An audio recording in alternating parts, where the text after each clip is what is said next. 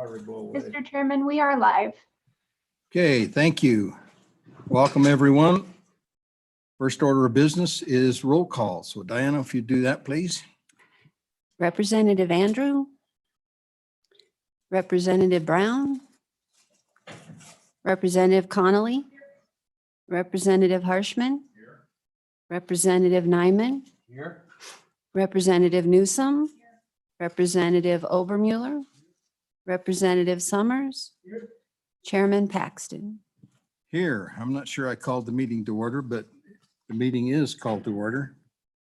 Looks like Representative Andrews here now. All right, the first order of business is to consider House Bill 77. Chairman Zwanitzer is here to present the bill. Go ahead, Chairman. Thank you, Mr. Chairman, members of the Education Committee. First time before you this session, but thank you for allowing me to bring House Bill 77. What this does, is I'm sure you're familiar, if you've read the bill, is require a consolidation of Wyoming school districts. We currently, I believe, have 48 school districts for our 23 counties. I provided you a handout of all of our current school districts and their enrollment this is from our data book, the LSO 2021 data book. But let me just walk you through the bill. I'll go rather quickly because I know you have many bills before you today. But the bill anticipates a process over the next 2 years where we would consolidate our school districts down to what I put was 24.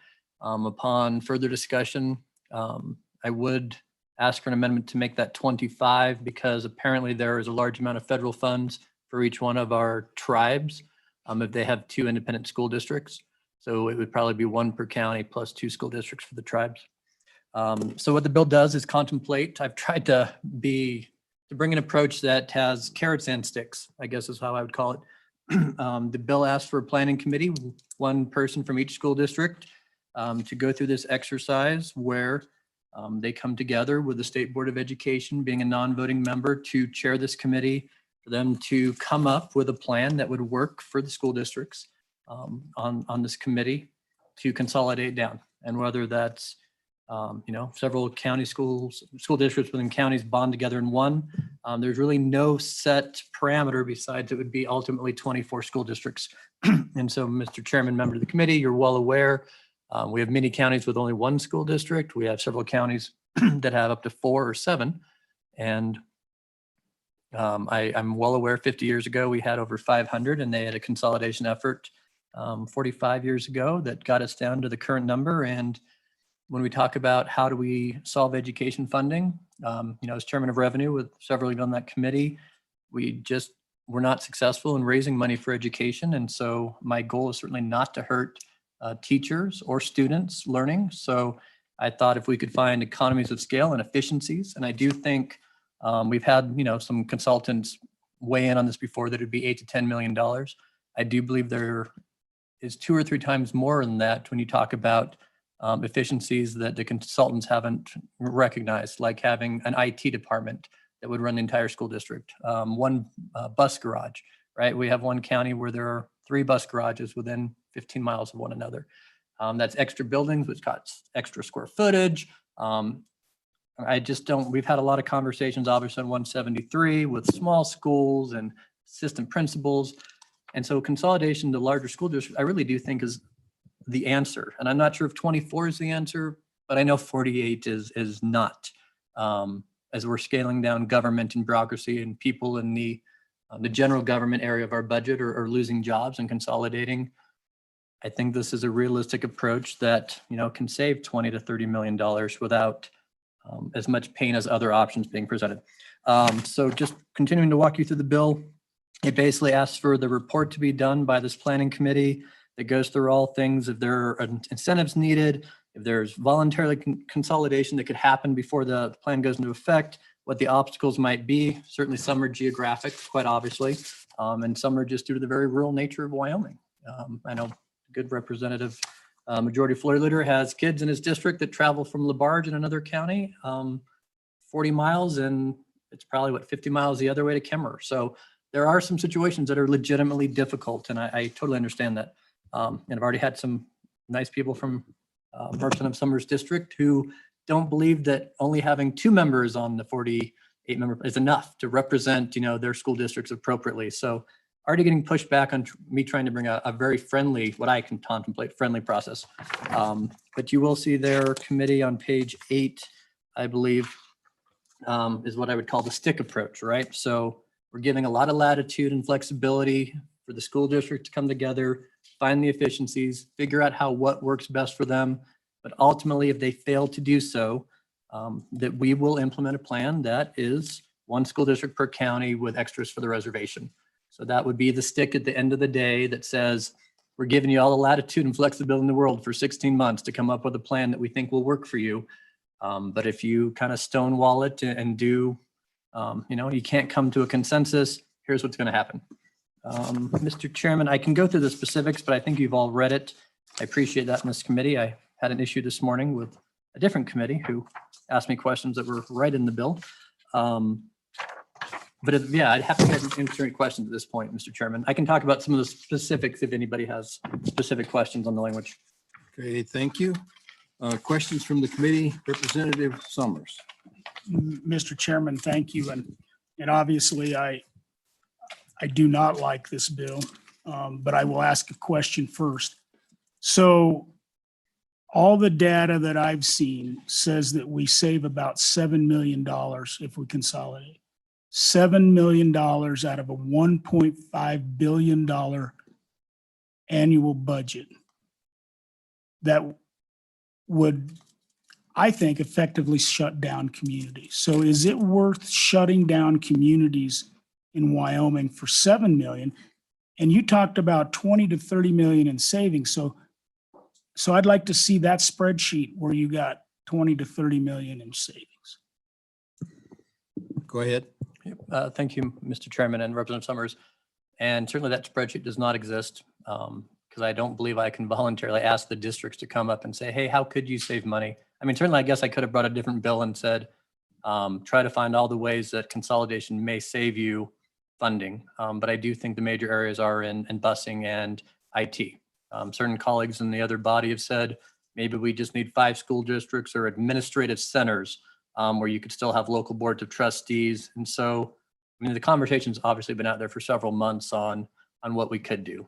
But I think as many of you continue to hear from all areas of the state, when we talk about education funding, people keep bringing up, why do we have 48 school districts? I mean, that's for 90,000 kids when there are, and it's just, even anecdotally, people tend to get really, I think philosophically say we don't need that many. So the question is, how do we address those concerns? Because I don't believe this body has ever truly really said, do we need that many, at least for the last 2 decades? And it is time to look at that. So if this bill is not the necessarily correct answer, there are certainly other avenues. And I've brought other bills in past years saying, let's have a task force. Let's look at these issues. But with everything else we're doing to education funding, I mean, I believe this has to be a very vital, integral component. And the cost savings is up for debate, certainly is. Okay, follow up. Mr. Chairman, so, obviously we're going to work the bill probably. And so, so I've marked out sections, right? So what if we have the study part? We actually kind of do the study and do that hard work and look at it. And then we can actually see what the implications are to communities and districts and people. And then that report's brought back to joint education and to that committee, whatever committee that is that you created in there. And what do you think of that idea? Mr. Chairman, Representative Summers, I'm just trying to be very honest and frank that I don't necessarily believe the school districts would be amenable to doing that to the level that I believe the legislature would want. I mean, right? Everybody likes local control. I completely appreciate that. Just because I've read all the emails I got back on the bill, that maybe they could come up. I think they would need to find parameters saying, where is the next nearest bus garage for the next school district? Where is the next nearest high school? Oh, it's only 7 miles away. We have 4 districts in Bighorn County.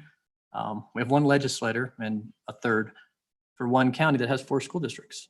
I mean, we have 1 legislator that has 5 school districts in her district. And So yeah, I think you'd have to have pretty tight parameters on where I think the savings really are is transportation and buildings. It's really when we start doing the models and square footage of buildings and landscapes and groundskeepers. That's the efficiency that when you say the $8 million from the consultants, that's in administration, right? Do we really need 48 superintendents that all get paid above the model?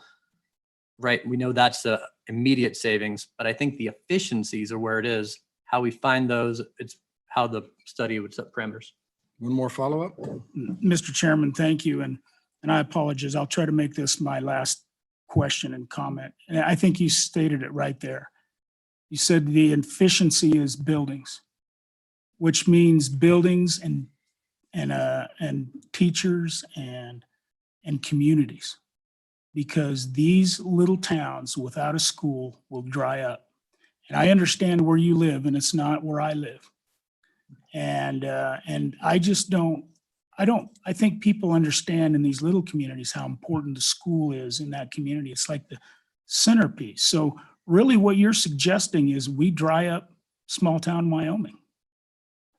Mr. Chairman, Representative Summers, Go ahead. and I certainly don't feel that way. I mean, the good legislator to your left in Natrona County has one unified school district and has Edgerton and Midwest and Moneta. And I mean, all of the students from all over Natrona County are in one school district. Representative Connolly has one school district in Albany County that has Rock River, it has Jelm. And so other school districts have done this. They've just been forced. I mean, they've done it voluntarily 30 years ago. So it is not my goal whatsoever to take out small schools. It is my goal perhaps to say, is there a better efficiency when it comes to busing, to administration? Do they need the model to have a principal, or can one principal have all 4 small schools? Like in Laramie County School District 1, we have 3 very small rural schools. They have one principal that's shared between those 3. I think there are efficiencies and economies of scale that you are going to find as you consolidate. And I can't quantify what that is, but I feel like everybody kind of inherently knows there's got to be some cost efficiencies, whether that's worth the public outcry, which I agree you're going to get, but I don't know if that's better or worse than cutting teacher salaries 10% or eliminating. I honestly think this is a fairer way that doesn't impact education when I look at other avenues that we have before us. Representative Conley. And my question is predicated, I think, following Representative Summers' comments about the thought that doing school district consolidation would close down small town Wyoming. And that notion to me is predicated on the belief that small schools would close. Certainly that hasn't been the case in my community, in my district. And so I am curious, is there anything in your bill that obligates that schools get closed? Go ahead. Chairman Paxton, Representative Hunley, no, there's nothing in this bill specifically that says we need to take out small schools. That would be, if we consolidate, I think the fear is, especially in my county, we have Cheyenne, which is a city municipal school district, and then we have Laramie County School District 2, which is mostly rural. And there is that fear that, you know, the big city of Cheyenne doesn't understand how rural Wyoming works. And I think that's where the sentiment comes from quite a bit. But no, there's nothing that encourages schools to be shut down. If anything, encourages staff and resources to be shared and to try to keep some of those open. I think inevitably we're cutting education.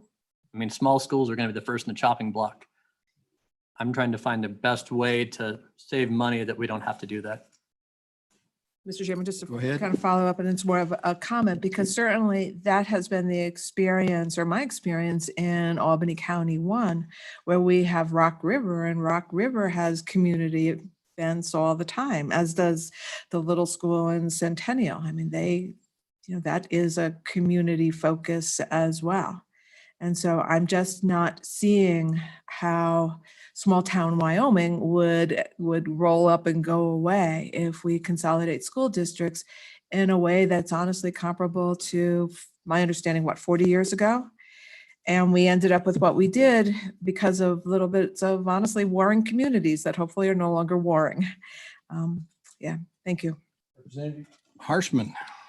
Thank you, Mr. Chairman. And to that point, I mean, the last time I think we went through this exercise, and maybe there's probably folks in the room it was early 70s, late 60s, early 70s, went from over 100 districts to the current 48. You know, just as a bloodbath. And from, you know, and I was a little kid in those days, but from what I've heard and I think you drive through some of those towns. You drive through Boswell, or you drive through some of those in Goshen County, and you see the old school building there, and the birds have taken it over. And I think that is the concern. I get it, but, and we have consciously, we know these little schools, they are the community.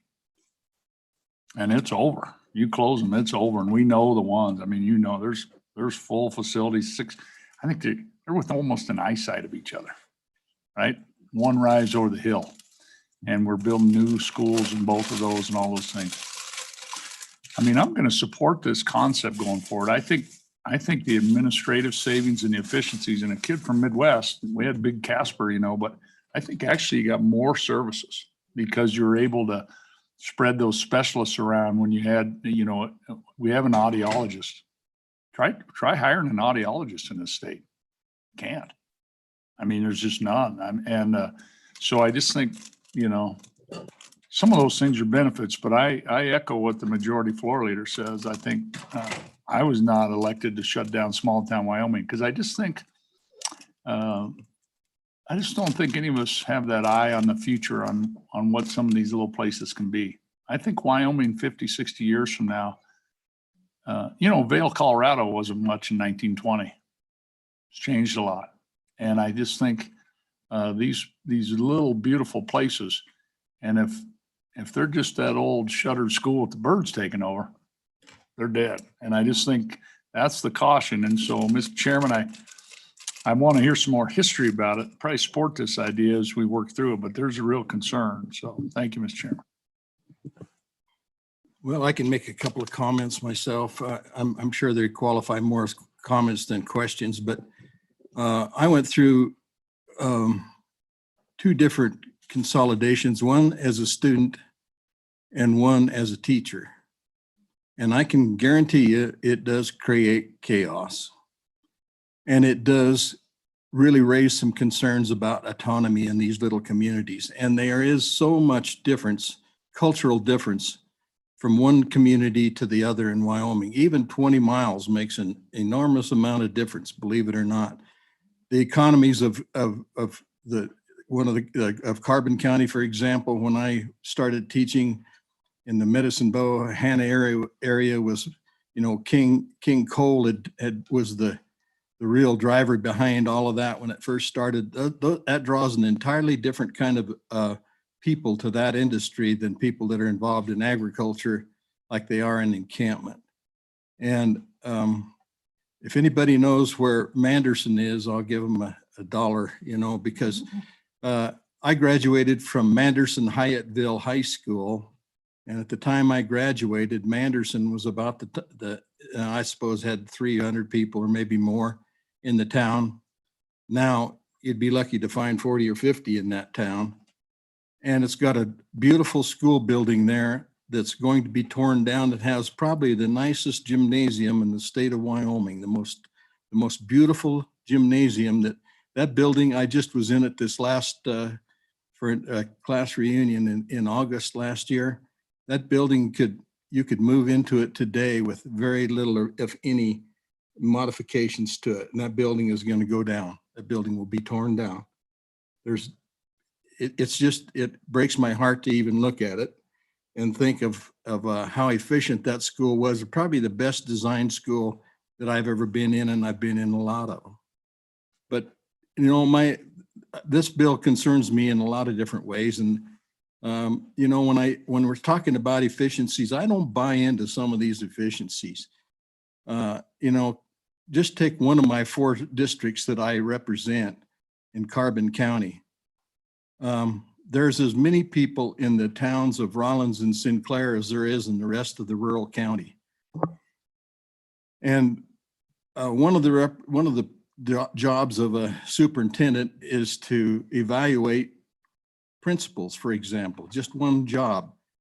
And is it efficient use of a superintendent windshield time? You know, you got 60 miles in this direction, 60 miles in that direction, 80 miles in that direction. It takes most of a day to go to visit any of those schools and keep a handle on it. So so who's going to take over some of your responsibilities? You have to hire an assistant superintendent to do that. So have you really gained anything from that? So I question some of the efficiencies of that. And, you know, you've got a huge school that's got a swimming program, a tennis program, and all those kinds of things. Encampment was lucky enough to just get a 6-man football team this last year. So, you know, there's so much difference in the way those schools are operated. And, you know, we're lucky in Encampment to have one representative. Sometimes we don't have any in Encampment representatives. So there's just one example. You know, efficiencies can't always be translated into quality of education. Sometimes the quality of education suffers for efficiencies. Here's one example of what happened. This is an actual case of what happened in this little school. They wanted an Encampment, they wanted a 5-day school week for a lot of reasons. You know, little kids, primary grades don't necessarily do very well in those really long days that you have to have if you're going to take that extra day off.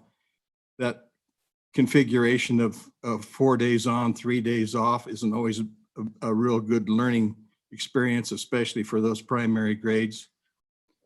So the district decided as a unit that we all have to have exactly the same calendar.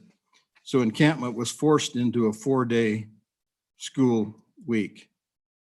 And of course, then we had parents, so you have 2 parents, working parents at the same time. They're forced to find childcare during for that Friday that we have off, on and on. The chaos that was caused just by that one incident, certainly I heard about, I can tell you. And that's one little school in one little place. And you multiply that by the entire state and you look at the amount that we think we're going to get in the way of efficiencies and wonder if it's worth creating that much chaos. So I know that isn't a question, and I know you wouldn't agree with me, but would you like to respond? Well, I would, Chairman Paxton, and I guess I just have the inverse view on a lot of those. What's impacting, right? If you talk about Manderson, they have what, Forward's, Washakie 2, they have 112 students. You give them a 10% cut on those 112. How do you afford, I mean, any kind of special ed services? You don't. Well, the model just pays you more for them, right? You can't actually efficiently quantify that. So we just throw more money for that special district to be able to have those services or have access to classes where I just see it the other way around, that I don't think you're losing any small town schools or small town Wyoming. I see that if you're in part of a larger school district where you can spread that risk, let's say if it's special ed, right? You, in 100 student school district, you have one massive special education case. What do you I do? think you may be confused. I think you're talking about 10 Sleep because the other, it's in Bighorn County, not Washakie Oh, County. man, So Bighorn 4. Is that in Basin? Sorry, 250 kids. You take a 10% cut. I mean, I think the quality of education, well, they're not missing out because right now in the model, you have to balance that. But we spend so much more to give them the equal education for those 250 kids where you have to provide that extra above that. If there was a consolidated school district, they could spread around that school nurse, those special ed services. So yeah, it's certainly not my intent to lose any small school in the state. I just think you're going to, when we take a 10 or 15% cut to an 80 to a district with less than 300 kids, you take a 10% cut to that. I mean, it doesn't actually do anything for the small districts right now because we throw more money on them to be able to equate. And that's the problem I'm trying to solve. well, keep in mind that from Hyattville, which is part of that district, to Basin is 32 miles one way, not counting the kids that live out on ranches. So that gives you a hint about how long some of those kids have to spend on the school bus. Okay, other questions? Yes, Representative Nyman. Thank you, Mr. Chairman. Representative Swanser, I appreciate you bringing this. I mean, there's no question. I mean, this is not the first time this discussion has taken place, but you know, in conversations, and I have what you're talking about. Crook County School District is consolidated, did back in the 70s. Now, I'm thankful to be able to tell you, I don't remember really a lot of that happening because I wasn't very old then, but I do remember a lot of the conversation and that you were trying to merge ranching communities with mining communities and with, the place where the kids, were from a more of a business, the city, the county seat and stuff like that. So there was a lot of stress and strain, but Crook County has made its way through that. And I believe they work together well and they've got one superintendent and I understand all that, but I have another district that is far different. And on many and multiple conversations with these folks down there, they actually asked me, they said, cut us if you have to, but please don't take away our autonomy. Please don't throw us in with a bigger school we're going to lose our ability to have our identity as a community. And we'll just call it, it's Upton, Wyoming. And I'll be honest with you, Upton, Wyoming lives on that school. I wish I could come and tell you that Upton has got a lot of other avenues to be able to generate revenue and to take care of that community. But I can assure you, if this was to head towards the idea that Upton would lose its ability to have its school, that town would dry up. And we're trying to figure out ways of how to get income coming in, rare elements, all these different things. And there again is another issue where we're trying to develop ways of developing more business and money in those communities. And if those schools are gone, sometimes it's very difficult to try to reinvent the wheel or get them up and going again. And it's a long ways, on those kids. And I really appreciate Chairman Paxton's point. In school, I had a friend that rode 22 miles in to get to the school. Now, if Hewlett would have closed, he'd have went another 32 miles. He'd have been almost 60 miles going to a school, so there's some things, and just from the standpoint of our remoteness, of our ability to generate those services, but quite honestly, my school district, speaking for them, I believe, and I can say this with the utmost certainty, is they would beg you to cut our funding, but don't take away our ability to have our school. And that was another issue that was brought up. I had multiple town halls as I talked to these folks when I went back after the 8-day session. And they were asking, well, would this mean that we would lose our school board? Would this mean that we would lose our ability to have our voice of a small community be able to try to battle with a larger community and be able to be outvoted? And I faced that. In my situation up in Crook County, I ran for school board. And the first time I lost, I won my town. I won in my local community that I was going to represent in all the outlying areas around there. But I lost that election because of the bigger town in the community elected the guy from my town. And that caused some heartache and stuff like that. So there's a lot of identity that gets lost, and I got to preface all this by saying I am very much in favor of cost saving measures. I want us to be as efficient as we possibly can. And that was another set of the marching orders they gave me when they come down here. You better go down there and try to save this state money. Don't raise my taxes, but figure out how you can live within your means first, and then we'll talk about that. Well, I've got school districts that would be glad to do that, live within their means and to cut if they had to, but please, they do not want their identity or their opportunity to have that sovereignty taken away from them. So as this stands right now, I have to speak for the folks that elected me, and I would have to say I would have to stand against this bill. Chairman, you'd like to respond? Yeah, real quick. And I think that's completely fair that there's three things going on, I think, in that statement. That there's this fear that smaller school districts will lose their trustees to a bigger district. And I think there are ways to do that by apportioning and having, districts, and maybe there have to be equal in population, but Laramie County School District 2, you have 5 trustees from 5 districts. And so you could set up, you might not have equal proportion to, let's say, Newcastle, but you would always have a 1 or 2 person of the school board being, so you can district it like places have done. I mean, the ultimate, I think, difficulty I have as a legislator who represents Cheyenne and Laramie County School District 1 is we have a huge education funding problem. And we haven't been able to solve it, and you can't have it both ways. The people who tend to represent a lot of these small school districts are the same voters who are like, do not raise taxes no matter what, but don't cut us and don't, hurt education. And you can't have it both ways. And so that's, I think, maybe the personal frustration I keep feeling, that the rural areas of the state are like, we will not raise taxes no matter what, but you can't cut us. And I don't know long-term how we get past that. So, but it is never my intention to cut small schools. I do truly think consolidation right? It still go, you might lose control from that local board of trustees. But there are ways to at least district that in where you'd always have one person from that area on your school board, Ideally. ideally. Any other questions before we open it up for public comment? We have two more bills to operate too, so. All right, let's open it up to public comment. Anyone like to comment this time? Yes, come forward, please. Identify yourself. Tell us who you represent.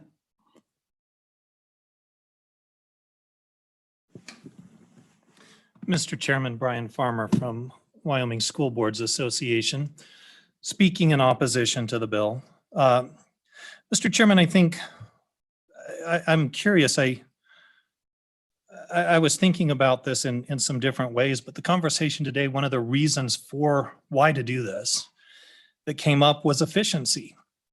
So if we're going to talk about efficiency, kind of occurred to me, okay, so right now, roughly 1 in 6 school kids lives in Laramie County. Roughly 1 in 6 school kids in Wyoming lives here. So let's divide the state up into 6 districts just to be efficient, just to get economies of scale. So for you, that means Natrona County and Converse County, you would be a school district. Douglas, about the same distance from Casper as Pine Bluffs is from Cheyenne. After that, geography gets to be a problem. So Albany County, you get to join with Platte County, Carbon County, and Sweetwater County. That's your same sized student population district. Park County, you get the whole Bighorn Basin plus Sheridan and Johnson counties. Sublette, you get Uinta, Lincoln, Teton, Sublette, and Fremont. And for Crook County, you get Campbell, Crook, Weston, Niobrara, and Goshen. Does that make sense? That's an economy of scale. Doesn't make a lot of sense. So I think if we're looking at efficiency, it doesn't just have to be in the school districts themselves. So how do school districts right now go about efficiencies? Well, school districts have gotten together to create insurance cooperatives. There are health insurance, property casualty insurance cooperatives. There's government investment funds as cooperatives. There are school districts right now that are working together on IT cooperatives. There are different ways to save money. And I love the story about Manderson and Hyattville because that is the best example of small town Wyoming drying up. So in the 1970s, we go about our consolidations and they say, oh, don't worry, your small schools, they're going to stick around. We're not going to get rid of them. You're going to get to keep your small schools. So Hyattville, Manderson, we start with Hyattville. First of all, you pull out of Hyattville, not much left in Hyattville today. And up until just about 3 years ago, you had that school building in Manderson. Nice school. I saw some 5th graders running around in that when they last had 5th graders. They had their gymnasium and kiddos running around in that. But they said, oh, don't worry, you're going to get to keep your small schools. But as the state thought about efficiency, the way to save money is to close buildings, not to close districts. And I can tell you that as a former trustee from Laramie 1. The smallest schools in our biggest district are the least efficient operations. So the way to save money is not in closing down districts, it's in closing down school buildings. And so you just say, oh, it's never going to happen, but it did happen to Hyattville, and it did happen to Manderson, and it could happen to other places in the state of Wyoming. And I think that's some of the reality. And I think you say, oh, Bighorn County, why do we have 4 districts in Bighorn County? And I would challenge anybody to get out on those roads in the winter time in Wyoming. You drive from the southern end of Bighorn County to the northern end. You be on that road when the wind's blowing and the snow's out there. And you tell me that it makes sense to make that all one single district with buses running around that district. Mr. Chairman, I just don't think that makes sense. And for the $7 million in savings, if we're looking for ways of how do we save money by cooperating, I think school districts are all in on that. Let's figure out those efficiencies. Let's figure out those cooperatives. Let's look at our past practices of cooperation and see what we can continue to build on. And I think we can save money. But to say, oh, you're going to get to keep your schools, ask the people in Manderson. think you had a relative who's been on the school board up there. And, tell those folks up in that southern part of Bighorn County, you get to keep your schools. And that conjures up bad memories. That conjures up false promises of the past, because the truth of the matter is that the savings is in closing down buildings. And so while it may start with the intention of keeping your small schools, doesn't always end up that way. Mr. Chairman, I'd be happy to answer questions. There's maybe more I would say, but I really want to be respectful of your time. Okay, thank you. Representative Harshman first and then Summers. Thank you, Mr. Chairman. Thank you, Mr. Farmer. I appreciate that. My question, you represent the School Boards Association, and, and I think some of what was said, how are we going to pay for it? And our issue, I keep bringing us back to this, because we got a lot of wealth and a lot going for us, but it's really this coal issue. I mean, that's really our biggest issue, and somewhat natural gas, because this foundation that has provided this funding for schools through property tax, severance tax, and federal mineral royalties. So we've currently got this proposal out there, penny for education, if we spend down all our savings, right? And if that happens. And what's your organization? Where are they at on that proposal? So, Mr. Chairman, I think if you're looking at, how do we fund this, my association has been supportive of the white paper approach, the multifaceted approach that will consider reasonable cuts. It'll consider the fund revenue transfers. It'll consider revenue. When we came forward with a resolution from our delegate assembly that did support a 1 penny sales tax, that didn't come from school boards just saying, oh, let's push this down. That came from our membership. That came from our membership saying, you know what? We've had to deal with this question for a while, and we want to be part of the solution. And we think that that's a reasonable approach.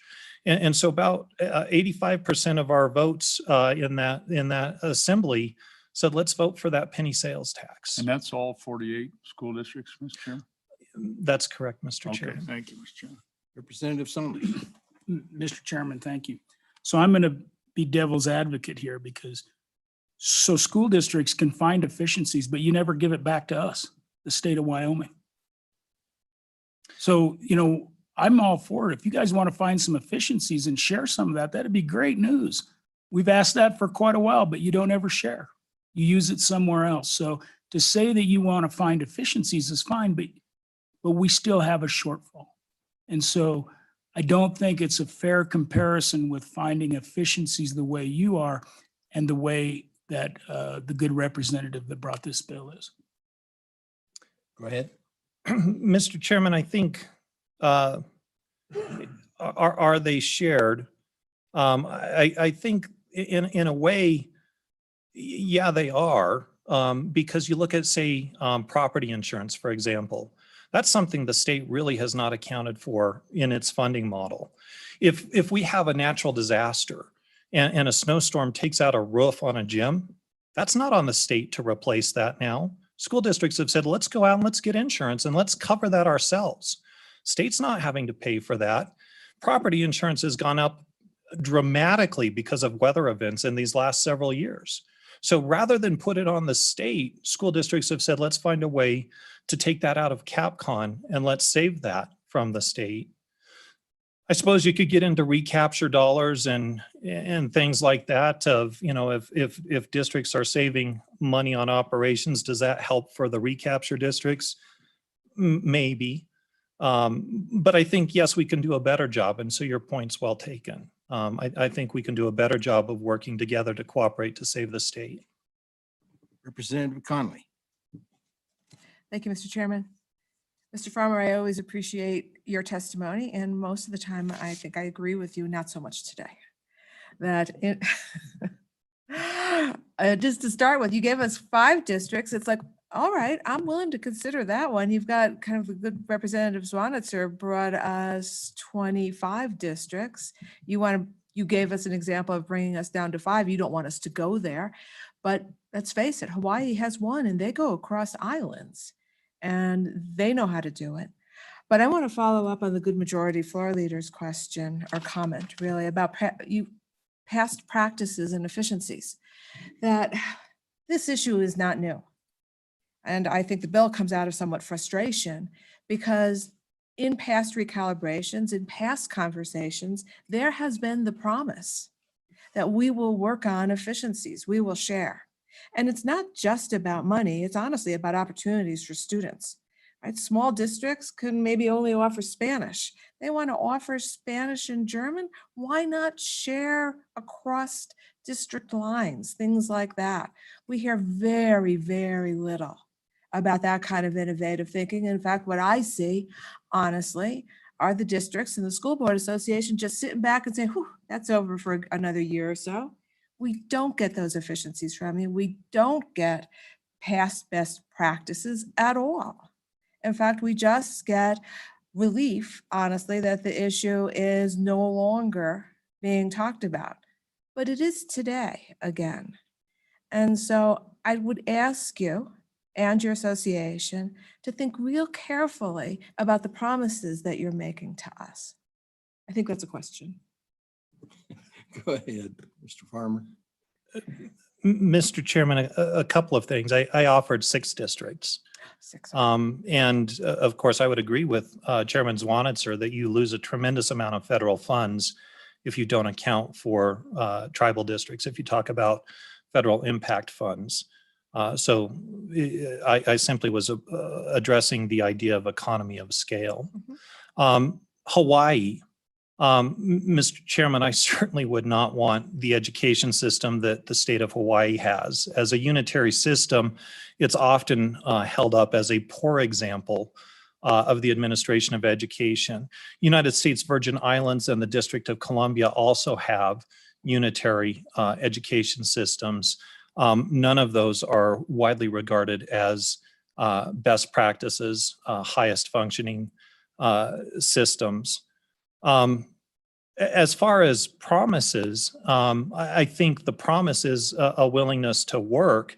Every time we've been asked to come to a table, we've come to a table. And so it's unfortunate that Representative Freeman is no longer a part of this body because he could certainly attest to his work on virtual education committees. And when we came to that, talking about and offering ideas and solutions around virtual education. And at that time, the problem really came down to funding. It came down to how do we as a state account for that and issues of ADM, issues that weren't necessarily district issues, but were statewide operational issues of how do you fund partial ADMs or sharings of ADMs across districts. So I think we're certainly always willing to come to that table. And we'll continue to be open to coming to the table. And in terms of efficiencies, I will tell you that when my association comes together and talks about it, they do talk about an openness to that. And I think, I don't mean to speak for another individual in the room, but there's a trustee from Teton County who's frequently testified that's talked about operations of what she's called a back room. HR or other ways of addressing efficiency between districts that are really the business practices of a district. And when we've brought forward ideas like that, there hasn't been anyone at the state level that's been willing to take that up. So we can bring forward the idea, but we can't implement it by ourselves. And when we do, it saved money for our districts. And so I suppose if we can do more for the state, we'd certainly be happy to try to do that. Okay, we're kind of getting short on time here and we have 2 more bills to consider. So I'd like to ask Clarissa if she has anyone in the waiting room that virtually that would like to testify on this bill. Mr. Chairman, I see 4 folks with their hand raised. We have Tate Mullen first, and then we'll have Clark Coberly. Okay, go ahead, please. Introduce yourself. Tell us who you represent. Mr. Chairman, members of the committee, my name is Tate Mullen. I'm with the Wyoming Education Association, speaking in opposition of this bill today. The WEA believes in some instance that reorganization or consolidation of school districts may be in the best interest of an equitable education opportunity for students, but not when instituted solely for financial considerations. And let's be clear, this proposal is one that is based strictly on financial considerations. We support legislation that will enable the reorganization of school districts when it positively and equitably benefits students in all districts involved. We also believe that consolidation plans should originate with the districts or counties involved rather than being dictated by the legislature. Now, I recognize that this bill allows for that direction and that involvement at the local level, but by the very nature of being, this bill is a legislative imposition and we cannot support that. Furthermore, I have never seen consolidation benefit a community, educators, or students. My time in Kansas, I witnessed substantial district consolidations. These consolidations ended up inequitably and disproportionately impacting rural communities, educators, and students. They resulted in job losses and in some communities, school closures and student displacement, which ultimately led to the inevitable demise of those small towns. I'd like to echo the bringer of the bill's comments on the duality that exists among our state regarding the imposition of taxes and the survival of education in this state. Given my experience, there are two distinct choices that the state faces, given the rural nature of our state and the economies of scale issue that is distinctly prevalent. First, we can either fund education at the appropriate level by adopting cost-based and evidence-based model recommendations, which help to maintain our smaller rural communities that we love so much and continue to provide an equitable and adequate education where our students thrive, or we can continue to look at cuts and cost savings policies that are not based on cost-based or evidence-based models that will negatively impact student performances, equity, and promote the further decline of our rural communities. We don't get to have the selective pieces of both. And finally, and this point is a tertiary consideration related to some of the proposals education is facing this session. One of these proposals asks to cut administrator salaries across the board by 10%. If we couple that reduction with this proposal, what you are essentially asking those administrators to do is substantially increase their workload for substantially less pay. Now, I don't know about you, I don't see that going over very well. And with that, I'll stand for any questions. Okay, questions from the committee? Okay, I believe we'll take one more testimony virtually and then go back to the folks here in the room, see if there's anyone here that would like to testify. So go ahead. Who's next on our list there? Mr. Chairman, Mr. Coberly is next. Okay, go ahead. Thank you, Mr. Chairman and the House Ed Committee. First of all, I'd like to thank Representative Nyman for hosting our students yesterday and the warm reception we received in your body yesterday as you got to see our students firsthand. And I'm the superintendent of Weston County School District number 7 in Upton, and I'm here to speak in opposition of the bill before you on behalf of our school district and all of the school districts that would be essentially eliminated through this bill. It impacts about 17 to 18,000 students that would be impacted by this. And I think a lot of the testimony previously that was brought forward by Mr. Mullen and Mr. Farmer really focuses on what I want to share with you. And a lot of it goes to a loss of the sovereignty of the local school districts, a loss of the sovereignty of the local school boards. We do seek to have efficiencies. We've at different times shared staff, special education staff with Weston County School District number 1. We've worked with our BOCES in Campbell County. We don't beat the drum, we just do it. Because we've got to take business and serve our kids. And I think that's the biggest thing that I want to drive home today is the students that are going to be affected by 24 governmental entities no longer existing in the state of Wyoming. That's a concern to me. I'm a government teacher by trade before I moved into administration. And I think you're really taking away the voice of the people. There could be some redistricting and representation, but it'll never be equal. And the small school districts will lose their voice. The small towns, I know it's not designed necessarily to close the school districts close the school buildings right now. It's only a matter of time. before a smaller school board gets absorbed by a larger school board, and all it takes is a majority vote, and you lose that representation. Right now, we have that autonomy.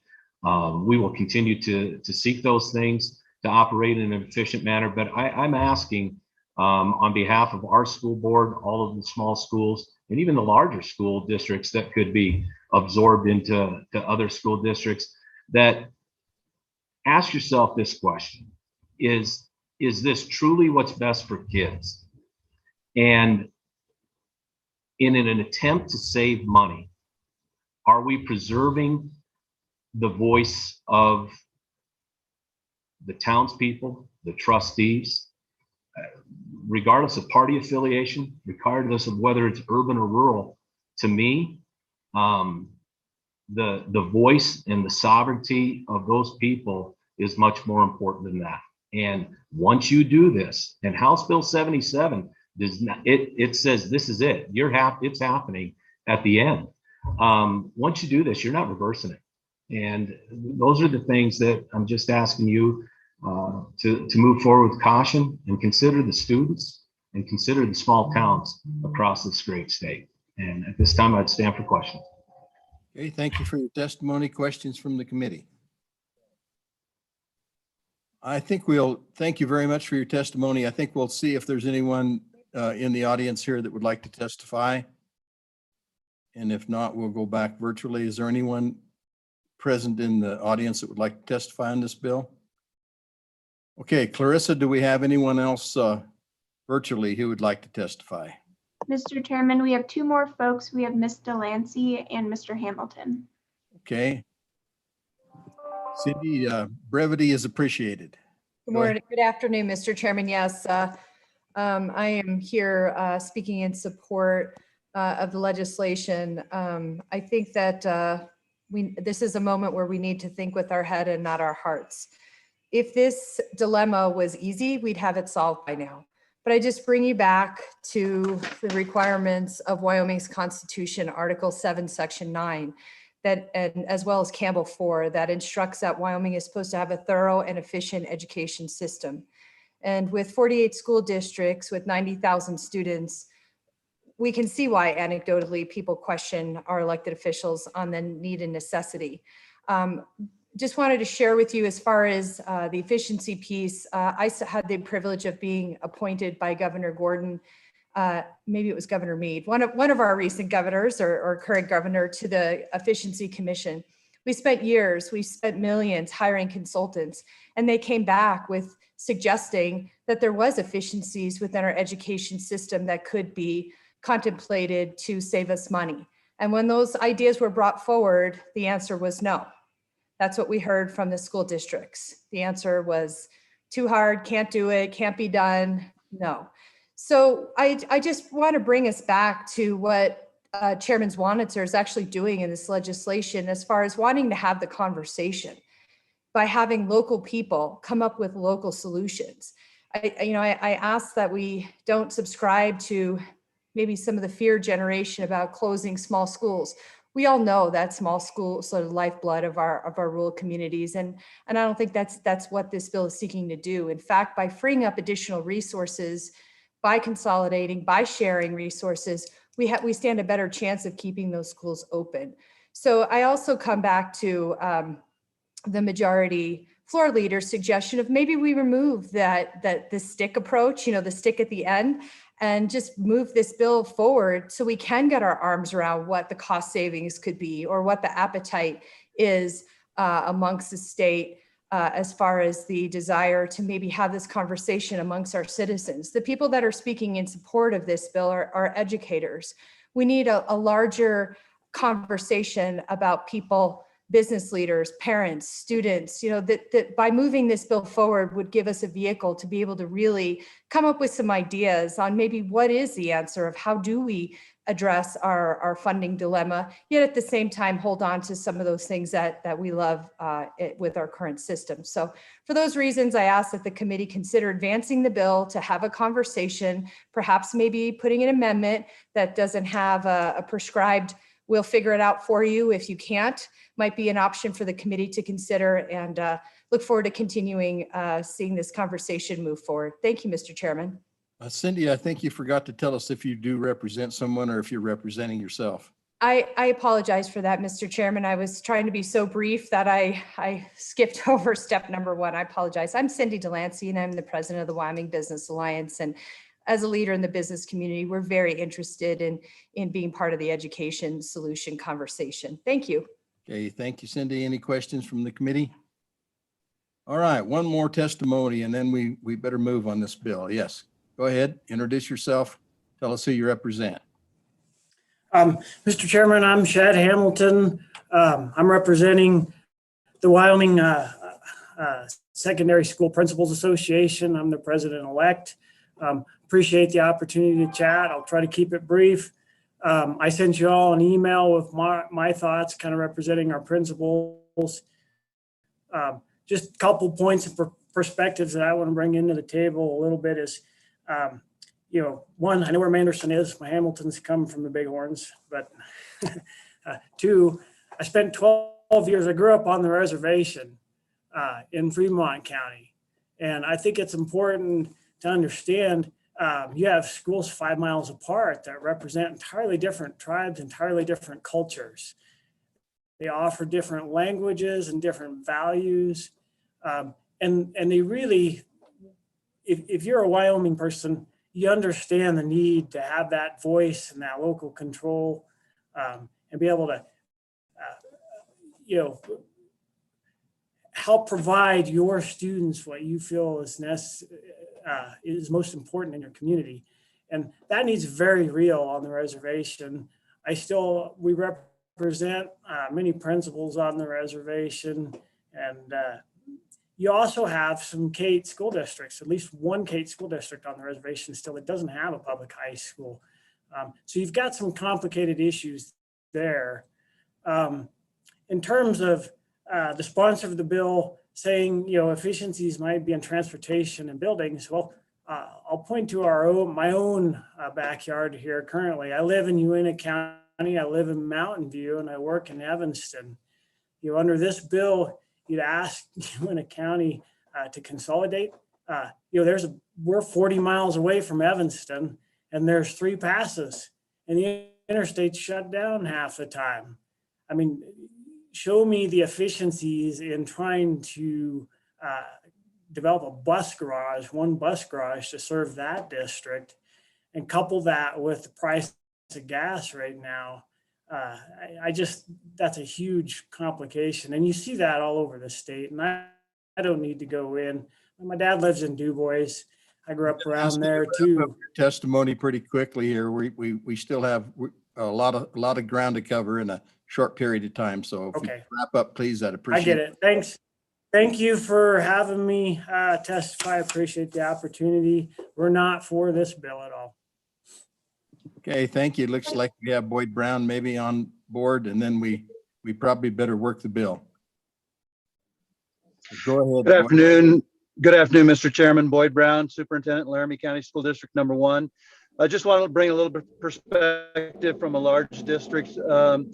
When we start looking at efficiencies and working with the school facilities department and looking at operation costs, we begin building larger elementary schools, all the way up to 550 student 5-6 buildings, much similar to the things that Natrona County did to make efficiencies in their district as well. So I really am concerned about some of the small school districts. If we pass something that requires us to go ahead and consolidate, that we will lose those smaller districts. But just wanted to give you a look from a larger district. Again, we have looked at efficiencies. Laramie County School District number 1, on any of our bids, we allow any other district to tail onto those to have the savings that we have. Sometimes we have more efficiencies than the state of Wyoming with the bids that we have. And with that, I'll end my testimony and take any questions. Okay, I appreciate your testimony. You want from the committee like to ask Mr. Brown a question? Okay, thank you, Boyd. At this point, I think we will close public testimony and we will work the bill.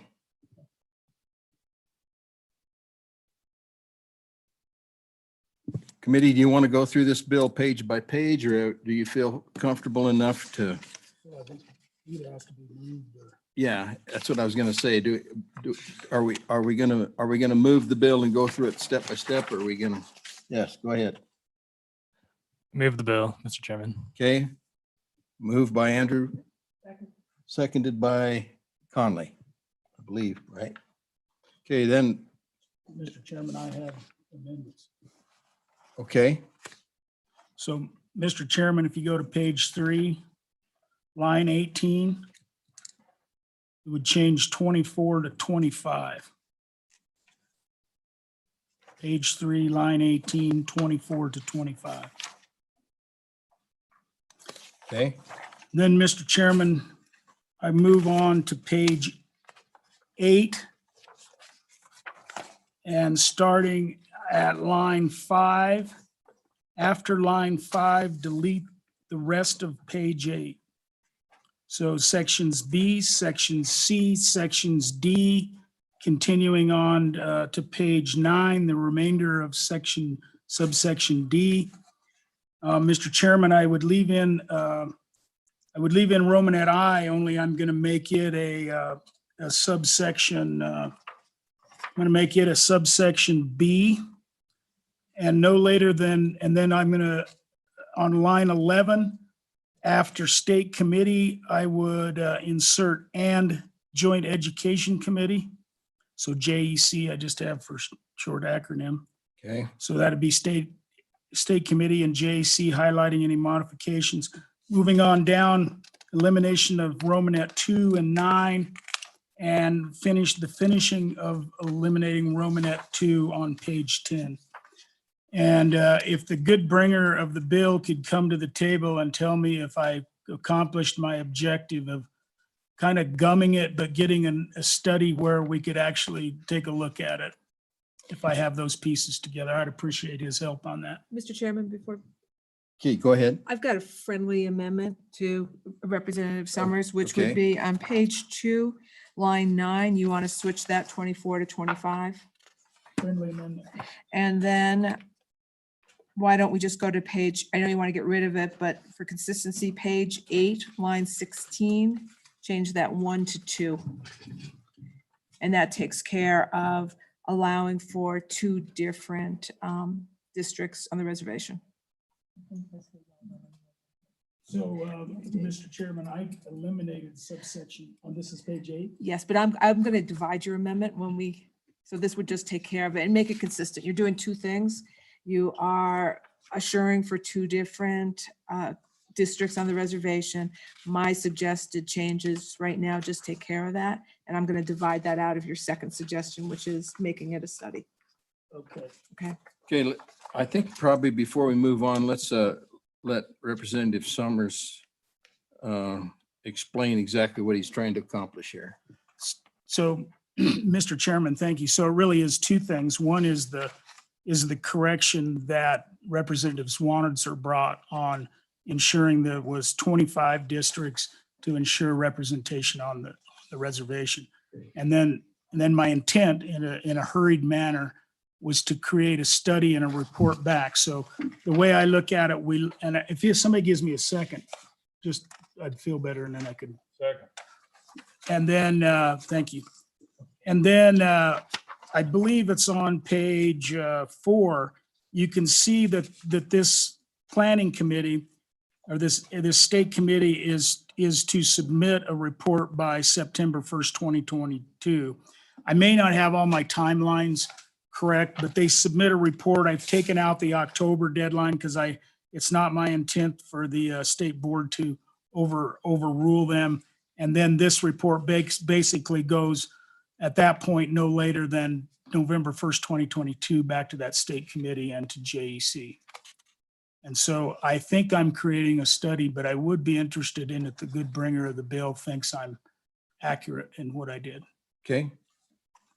Chairman Swanitzer, you want to comment? Yes, Mr. Chairman, quickly. That basically would, yeah, it makes a study. I'd only say on page 3, line 18, you want to change to the 25 as well. But if that's what, I'm not sure I agree with it, but that would make it what the good majority floor leader wants.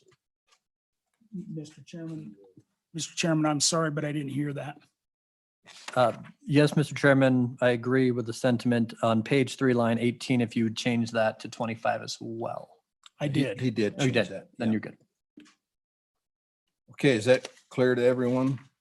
All right, and Representative Conley, I believe you would like to, Yeah, Mr. Chairman, I'd like to divide that amendment into okay? the two portions. One is all that is the increase from 24 to 25 and 1 to 2.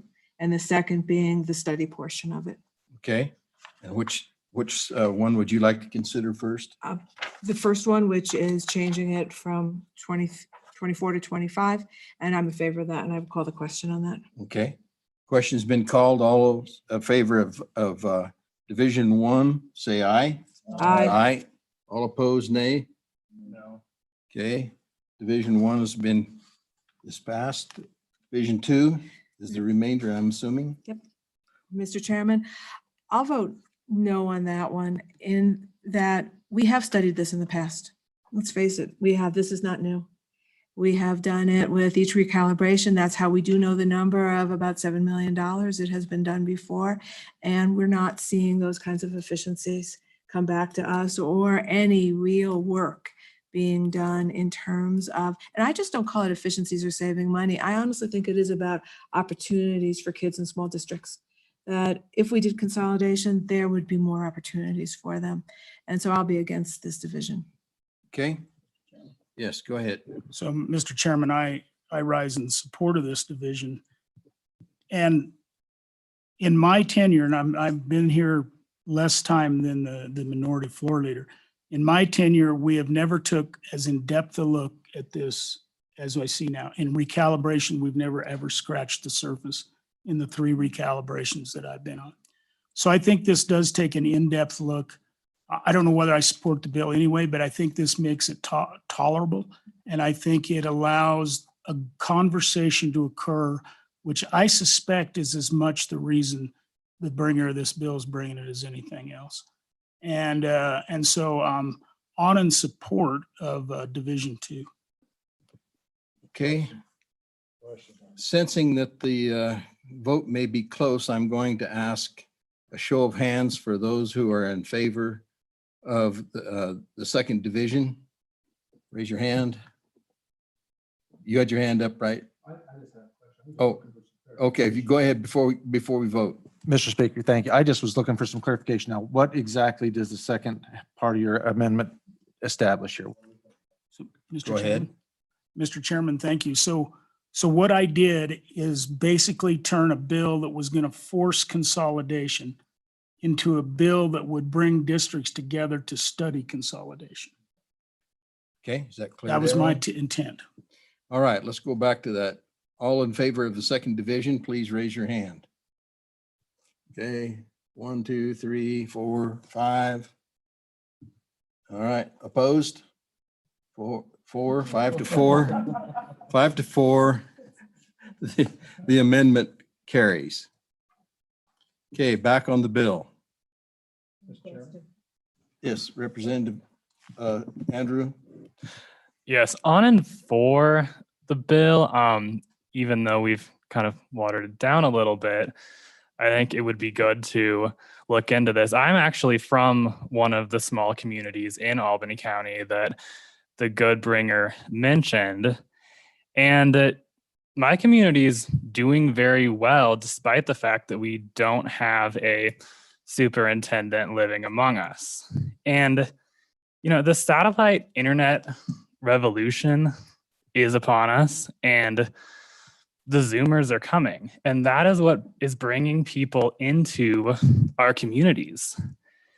And I don't see any reason we couldn't use that same technology to consolidate our school districts. And I want to, also expand on some of the thoughts from my good neighbor from Albany County, that I really think that this would be better for students because they would have access to the resources of a bigger district. But also, we're talking about people. The people that school districts are there to serve are students. and not necessarily the people who work for the schools, although it's a great side benefit.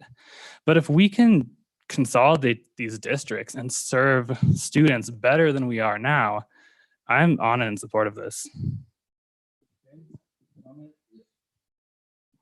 Representative Summers. Mr. Chairman, thank you. I was going to be quiet, but I can't. So for the very reasons that the good representative just brought, we do have technology coming, and technology can be in these districts. You want to look at the scores of kids and how well they do. These small districts provide a better education than large ones. We've talked about it. The good minority floor leader and I've talked about, well, you have the advantage of lower class sizes. We absolutely do. You consolidate these, and very likely will consolidate schools, and you will lose the advantage these rural kids have. And I think it's a mistake. But the study, study's interesting. Thank you. Okay. Representative Harshman. Mr. Chairman, I have one amendment on page 3. I just think setting out the number is, we're going to study it, have them bring back really on line 18, page 3, get rid of the number, which is now 25. And we can, but really bring back, study what the most efficient number actually is and bring us back that number. It might be 40. I'm telling you, Tinsley probably should be on its own. So you're, Matizzi probably should be on its own. And I think to put that number, anyway, that's my second. I'll second that. Thank for you. Conversation. I didn't hear it though. So, Mr. Chairman, on page 3, line 18, get rid of the number and just, we can wordsmith it later, but the idea and concept is that they will study and bring back the most efficient number, a recommendation on the most efficient number. It might be 40, might be 35. I think to say that it's going to be 25 kind of rings this county deal in. I'm telling you, I think Tinsley, I think, Sheridan 3 is probably a different animal too. So anyway. okay, you've heard the amendment. Yes, go ahead. Mr. Chairman, and I'm going to vote against it. However, just there's conforming that should be done on page 2, that 24 should go away. And I think it's also on page 4, that 24 or 25 should go away as well. So I think that's a friendly amendment for you. Yep, that would be a friendly amendment. Okay, any other questions, discussion on the amendment? Question on the amendment. Question on the amendment. All in favor of the amendment, say aye. Aye. Aye. All those opposed? The amendment carries. Back on the bill. Question on the bill. Question on the bill.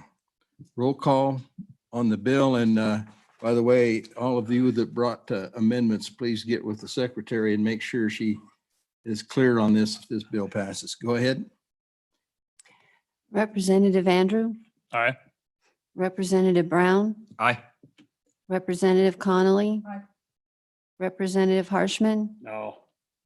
Representative Nyman, No. Representative Newsom, Aye.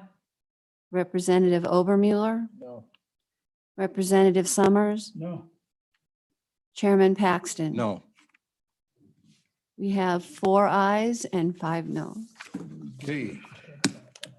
The motion fails. Next item on our agenda is House Bill 175. Representative Rodriguez Williams. Please come forward. Okay. Are you ready for this? Yep. All right. Thank you, Mr. Chairman and members of the Education Committee. I introduce to you House Bill 175, Suicide Prevention 2, and ask for your favorable consideration. I'm not going to spend a whole lot of time walking through this bill. It's very simple, very short, and you are all very familiar with it. Your committee heard this bill not too long ago, and I have the pleasure of reintroducing it to you for several reasons. The first being that since our last debate, when this bill was brought to the body as a whole, another community has been affected by a death by suicide, a youth. And second of all, I think that there was a lot of confusion and a lot of questions and need for clarification as to what this bill exactly does. So this bill is an act relating to education and requires suicide prevention programs to be provided to students within a school district. To be clear, the bill is not asking for money in any way. There's no fiscal note attached to this bill. If required, most districts will assess the suicide prevention experts in their respective counties or within the state. As you might know, the Department of Health funnels funding through the local county commissioners and disperse it within the county through a grant. Suicide prevention efforts within our state go beyond just that grant. There are many churches that provide suicide prevention training. There are many volunteers. There are many nonprofit organizations and foundations, etc., that also provide suicide prevention education. Each school district could pay for their own evidence-based program of their choosing. They could utilize some of the entities that I just previously mentioned. It would be up to them. This bill has the ability to save lives. For me, this is a life bill. I've been an advocate for suicide prevention in my community for over 10 years. I've seen firsthand what these type of programs and the training can do. I worked law enforcement for several years. I'm trained in CPR, but I'm also trained in several suicide prevention programs as well. I have utilized my suicide prevention life-saving skills 10 times more than I ever have CPR. I've never administered CPR in my lifetime, but I have utilized CPR for suicide and had the opportunity to save lives of not only adults, first responders, former military, but also youth in my community. So the why. Why students? We know that up to 80% of the time, a teen contemplating suicide tells a peer, but does not tell an adult. We heard in previous testimony too that Wyoming health rankings indicate that suicide was a leading cause of death in Wyoming for ages 15 through 24.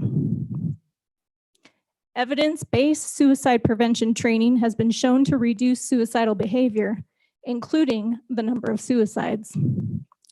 Adolescents properly trained show increased knowledge and skills in making appropriate referrals when approached by a suicidal peer.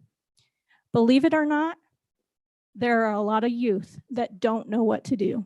They don't know how to respond, but they know that something's wrong, whether they see it on social media or they see it in their peers' behavior. Just the other night around 10:30 p.m., I received a text from somebody in my community who knows that I advocate for suicide prevention. She asked me, what should I tell my son? He's seen this and that on social media. He doesn't want me to tell the parents. What should he do? I walked her through that. Mind you, I was very tired, but I was happy to help her. These kids, they don't know what to do. And so that's where this bill comes in. It amends the Jason Flatt Act to require suicide awareness and prevention training to Wyoming students grades 6 through 12. Some key words in this bill is that the programs can be provided in any appropriate manner, which may include age-appropriate, evidence-based programs on suicide prevention. There's no time frame or certain hour or certain class that this bill requires these programs to be administered in. We talked a little bit, or your body talked a little bit earlier about every school district being different. Cultural competency is important when it comes to suicide prevention. There is a lot of evidence-based programs out there that are catered for certain demographics.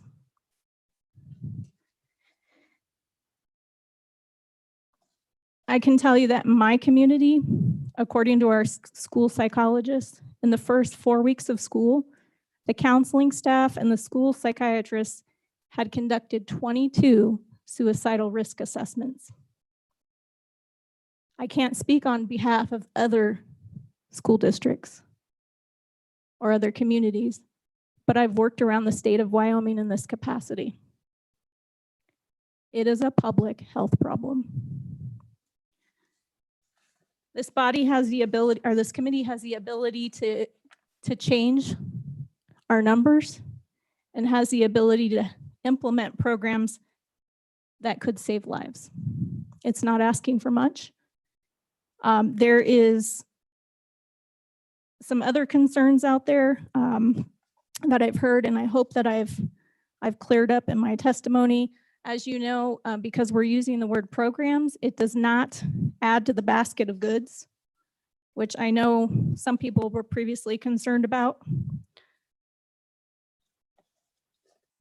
There's no evidence of increased suicidal ideation or behavior among program participants. There's numerous research out there and intervention efforts that have been completed without any reports of harm. In fact, evaluations of several school-based programs show that participants will tell an adult about a suicidal peer or they will report it. These programs focus on competencies involved in obtaining help, recognizing suicidal signs, and where to find help and how to take action for a friend. I can guarantee you that it will not drain or affect current efforts that are in place, only enhance them. And it puts the choice into, it gives the school, this bill gives the school districts the ability to pick and choose how they implement and choose from programs and their resources. Thank you. And I stand for any questions. Okay, questions from the committee? Yes, Representative Brown. Mr. Chairman, thank you. Representative Rodriguez-Williams, I appreciate you bringing this back again. I am a little concerned about the way that this bill was drafted and how I think what the intent behind it was and what is actually done here. If you go to page 2 and lines 1 and 2, we reference the statutes 21.2, 202, A35, and then 21.3, 110, A33. And I just went and pulled that information up. And what I'm concerned about there is it talks about the amount of education. And we say on page 1 that it needs to be suicide prevention and it shall be in appropriate manner associated with this particular statute. This statute requires 8 hours of suicide prevention every 4 years, and then at least 2 years of suicide prevention during the initial school year of employment. I don't quite understand how we put this together. I think that the 33 is here. Is it your intent that the school districts are going to be required to teach suicide prevention, but there's absolutely no sideboards of whether it's 10 minutes or 3 hours? Is that right? Go ahead. Thank you, Mr. Chairman. Representative Brown. Again, this bill amends the Jason Flatt Act. The Jason Flatt Act is specifically speaks to teachers and employees. I have volunteered for our local school district and trained bus drivers. I've trained coaches, et cetera, and teachers. So it basically is up to each school district how far they take that. Follow up? No, Okay, I'm good. all right, Representative Summers. Mr. Chairman, just so everybody knows, the materials provided is what the Superintendent of Public Instruction provides for in the Jason Flatt Act. So it's referencing the materials that the superintendent deems appropriate for this. And then the training is the training, and that other statute is the training provided by the Board of Trustees. So in the Jason Flatt Act. So it's just referencing back to current training and current educational material. Is that a question or a statement? That's a statement. Okay. Yes, I'm wrong. All right. Questions? Anyone else? Yes, Representative Nyman. Thank you, Mr. Chairman. Representative Williams. When we went through this before and kind of talked about this, there was, in my mind, there was concern that we were adding to the responsibilities of the teachers and stuff. And as I spoke to educators before we addressed the meeting at that point, they were concerned that this was going to require standards. And that's what was actually said during testimony from given at that meeting, is this would require standards. Now you're saying now that this is not a requirement of standards in this. So what has changed in this bill versus the previous bill? Mr. Chairman and ahead. Representative Nyman, prior to, well, actually, the bill was amended. It came, when it reached the body as a whole, it was amended to include the word program, which doesn't require any standards. And so this bill, as it's reintroduced, uses that same language. Okay, go ahead. Thank you, Mr. Chairman. Thank you, Ms. Williams. The information that I gathered from some districts and stuff like that were also, and that was also earlier mentioned, is that the Department of Health, like you said, also already offers this and is funded to provide this to the communities through different organizations such as QPR training and such. What in this, it says shall, it had been talked about changing it to may. We even had testimony saying that some of the folks that were involved in the school said we're really not looking for something to add to our basket. We're just looking for help. And so I guess that, I mean, just help quell my concerns, is that we're just going to create more responsibility for the teachers. And when they're already having what's in statute here in 21.3.110, that they're already required to have training, you're gearing this specifically towards students more so than staff. Is that correct? Go ahead. Mr. Chairman, Representative Nyman, thank you for your question. There has been some concern voiced that echoes your question as far as it interfering with instructional time. And I can assure you that reacting to a death by suicide steals hours, days, and weeks, and even months of instructional time versus preventing a suicide in the first place. Second of all, there's no specific class or hour or week within the year that is specified in this bill that narrows it down to a specific program or time frame that these need to be offered. Further questions from the committee? Yes, Representative Obermueller. Thank you, Mr. Chairman. Yeah, I have a question on the, in remembering the testimony earlier, my recollection is there's nothing preventing school districts from providing this right now on a voluntary basis. So why the forcing of the issue? And with respect to the district's evaluation of this issue and their prioritizing of it, why make them do this? Thank you. Go ahead. Thank you, Mr. Chairman, Representative Obermueller. I'm pretty adamant on keeping it a shall. I think that the data and the testimony that you might perhaps hear from people in our state who have been impacted from death by suicide, particularly youth in our communities, is so detrimental that now is the time. We have to do something about this public health issue.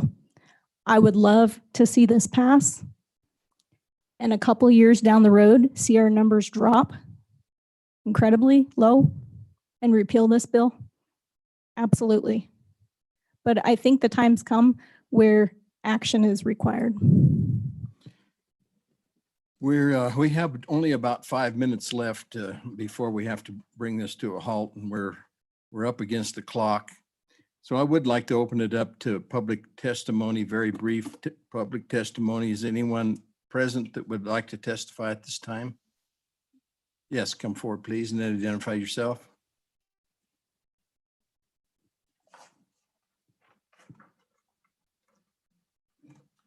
Keeping in mind that we have heard a lot of testimony about this already, brevity is always really appreciated. Absolutely, Mr. Chairman, members of the committee. My name is Lindsay Simoneau with the Wyoming Counseling Association.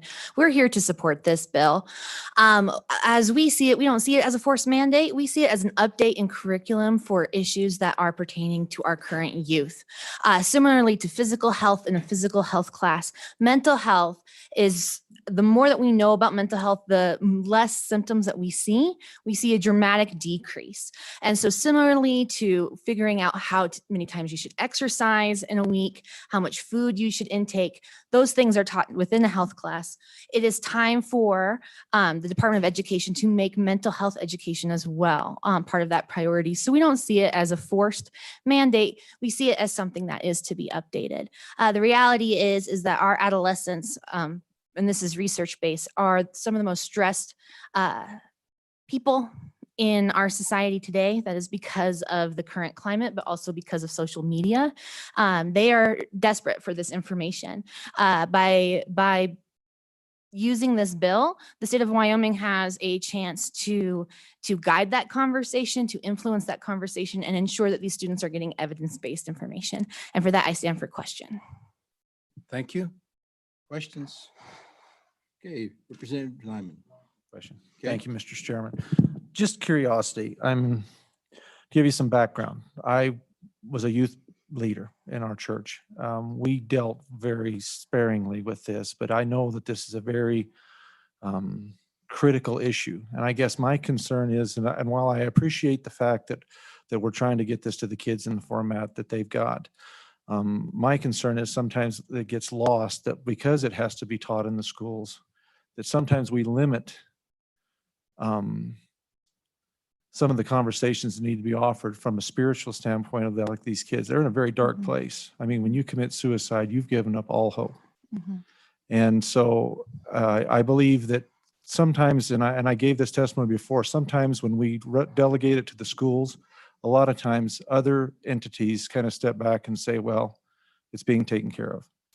And my concern is that if we do that, and we always keep giving the schools more responsibility to take care of these issues, then a lot of times we remove some of the responsibility of some of the other people in the community that have a very, very important role to play in this to help these young people to realize their value and their usefulness.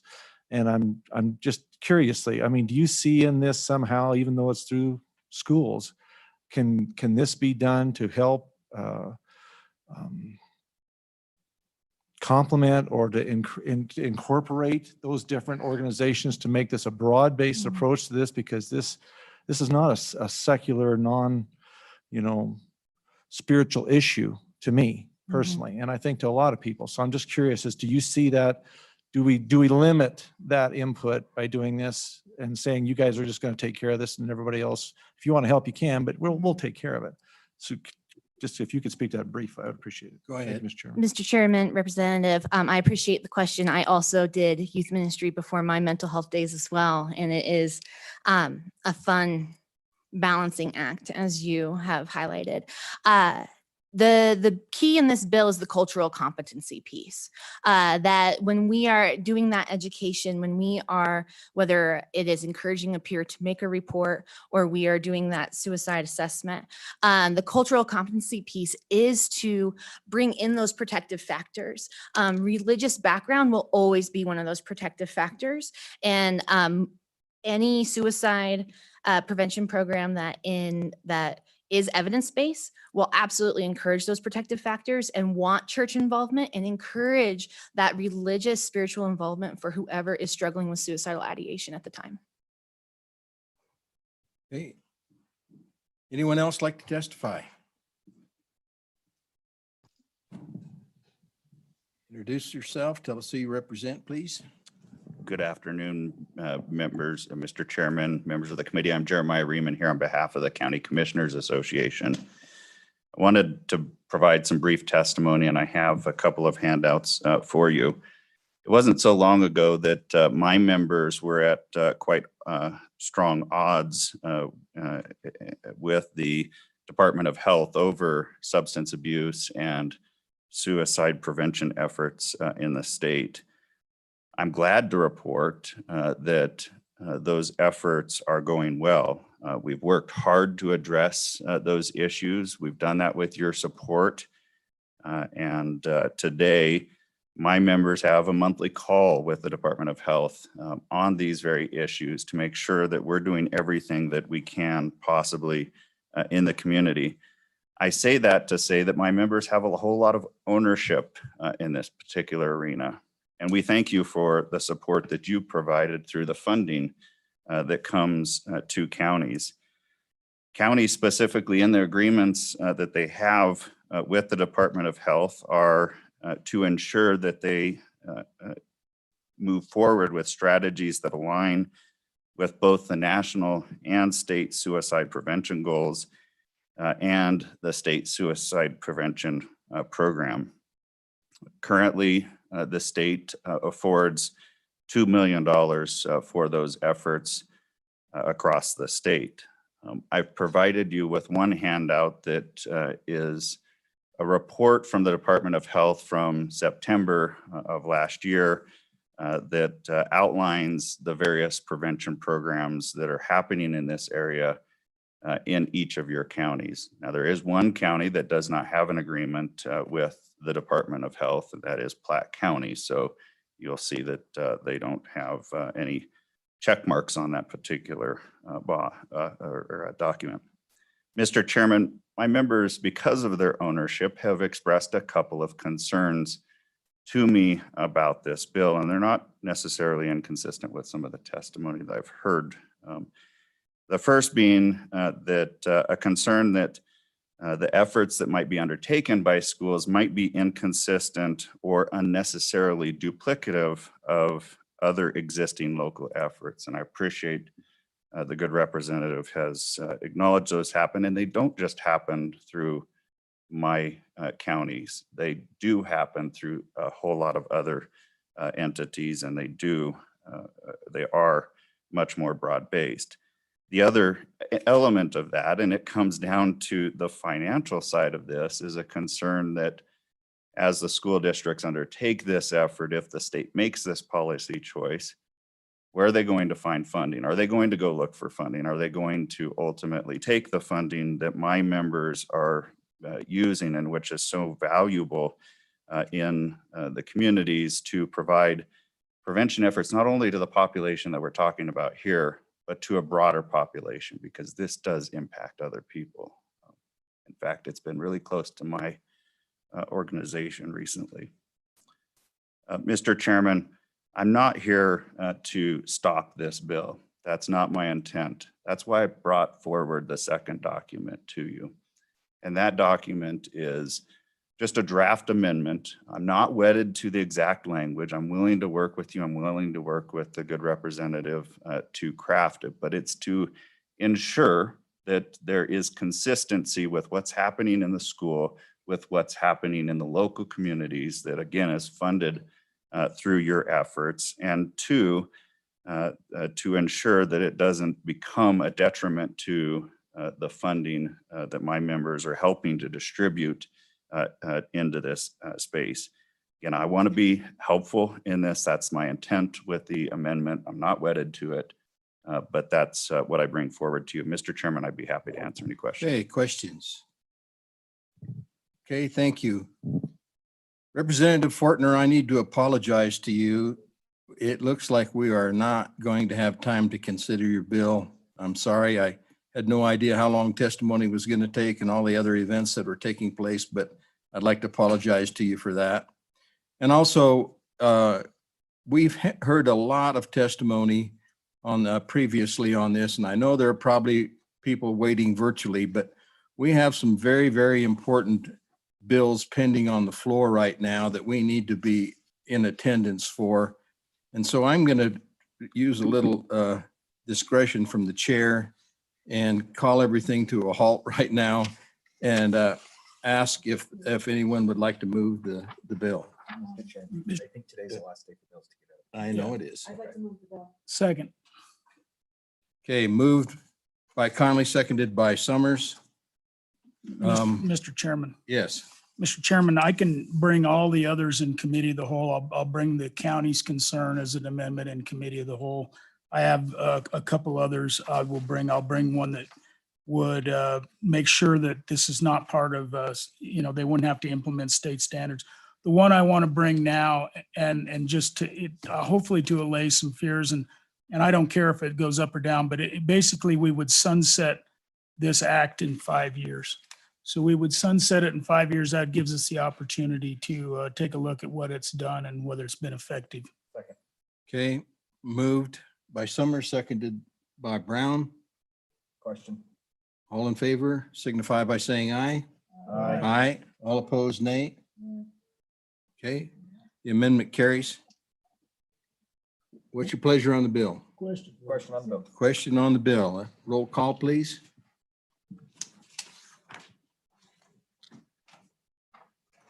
Representative Andrew, Aye. Representative Brown, No.